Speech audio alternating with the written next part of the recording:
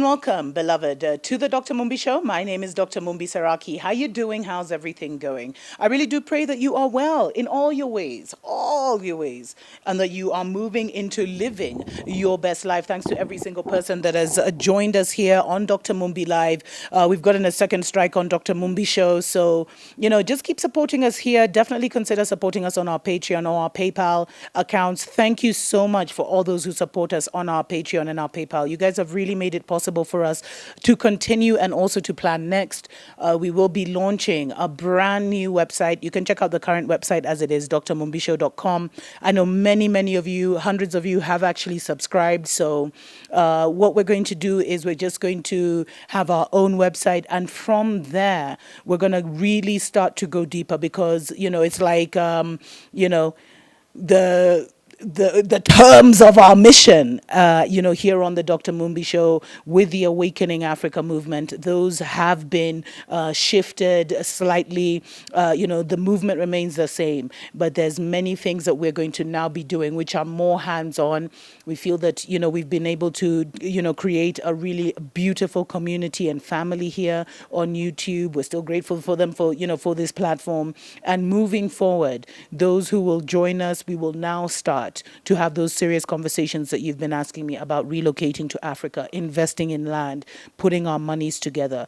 And, the few that come will be perfect because some of these things you can't move in crowds. You know what I mean? You got to just do it. You got to move silently and you got to just move with the people of like mind. But those are stories for other days. Now, we did see that, the George Floyd memorial did take place yesterday, attended by all the usual suspects, the Al Sharpton, Jesse Jackson. I mean, if you guys don't know that a lot of these guys are boule by now, and if you don't know what boule is, please Google Boule. Do your research, learn a few things, especially on the African continent, because I know we really look up to our African American brothers, sisters, like our older brothers sometimes. So just do your little investigation and find out, because it was full of boule.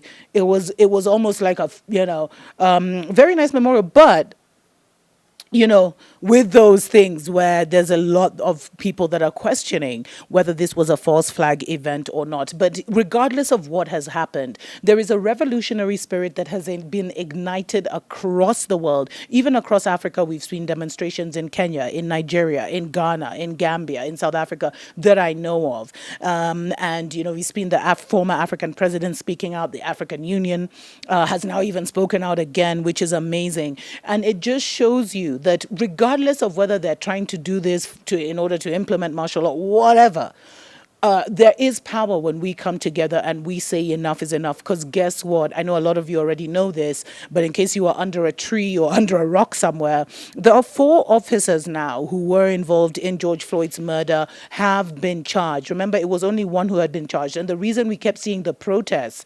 continuing, one of the reasons was not just to seek justice for all the global black nation, but it was specifically to make sure that all 4 police officers were arrested and they were charged. And there was such a tug of war and back and forth. But finally, the government has had to bow. So they were charged with aiding and abetting secondary degree murder. That's J. Alexander Quang and Thomas Lane. And then the Tao, the Asian American, who also happens to be, the in-law of Derek. He was actually charged with aiding and abetting second degree manslaughter or murder. So they got those charges. Bail was set at $1 million. Their lawyers tried to argue that was too high, but if they observed certain conditions, the lowest it could come to was $750,000 US.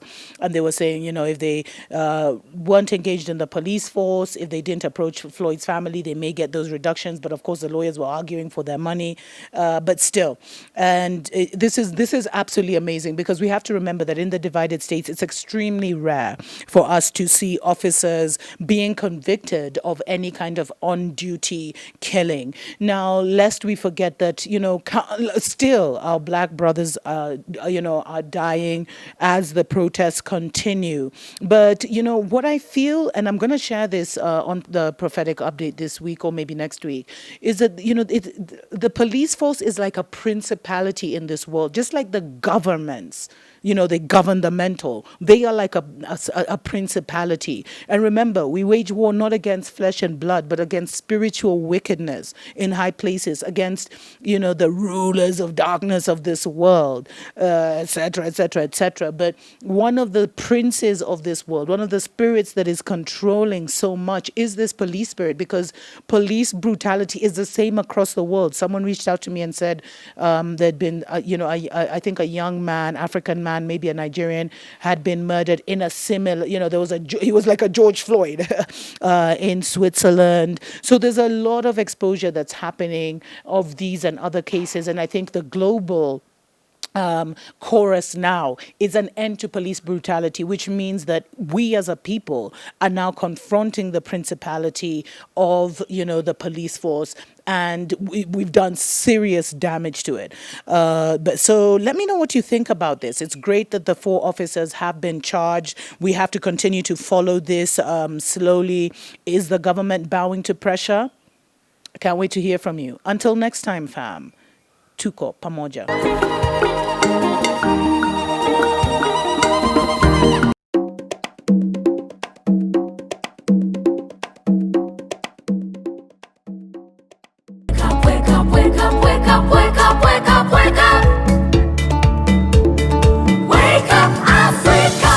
Hello and welcome to Prophetic Sundays on the Dr. Mumbi Show, the show that starts off your week with an inspirational message. I just wanted to put that out there because there's a lot of things that have been taken so off kilter.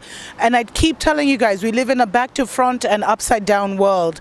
And in order for us to get out of this world, we need to work on our group mind, our group consciousness, and kind of unify our group consciousness so that we are one people, thinking a certain way, thinking in a certain direction, where we're not divisive, where, the mind is almost against itself. Because when you're against your black brother, your black sister, you're literally fighting against yourself, because that is a shared consciousness. And for so long, our group consciousness has been manipulated, controlled, kind of wheeled and dealed by other people. And one of the things that I've found really interesting while I've been in the UK has been how it's so clear, and I'd almost forgotten it in Africa, because my president is black, my judge is black, my policeman are black, my lawyer is black with a white wig, if you know what I mean. But I'd almost forgotten the significance of what we're dealing with and the significance of our group consciousness.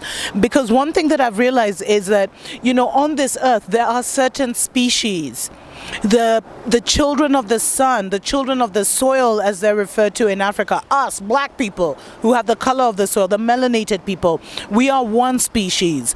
The children of the ice are another species. We are currently existing in the reality of the children of the ice. And there's a doctor I met, a naturalist, whatever you want to call them, and he was talking to me about how all our medication, and this is something I'd been told almost 15 years ago, how all our medication is geared towards, the white blood system, if I can say that, the white man, the white woman. So when you're taking something for fibroids, for example, or when you're taking pregnancy tablets, for example, you're actually taking things that have been designed for a white woman. When you're taking diabetes medicine, a lot of it has been designed for white people, because our scientists have not done research on our people.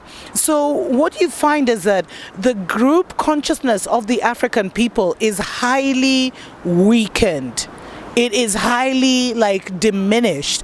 And that's because, first of all, there's layers that have just been erased. Our history has just been erased. We don't know who we are. We don't know where we came from.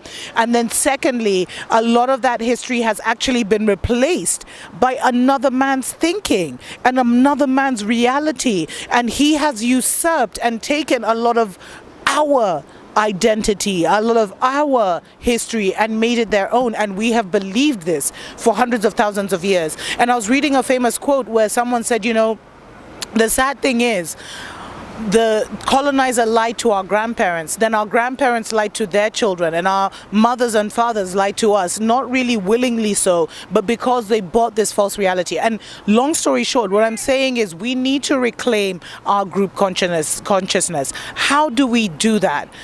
how do we do that? First is to awaken. A lot of us are already awakening, or we have awakened, or we're just, coming into the reality of who we are and what this whole matrix is about. But after we've awakened, the next most crucial step is to organize, is to get involved where you are. Start where you are with what you have.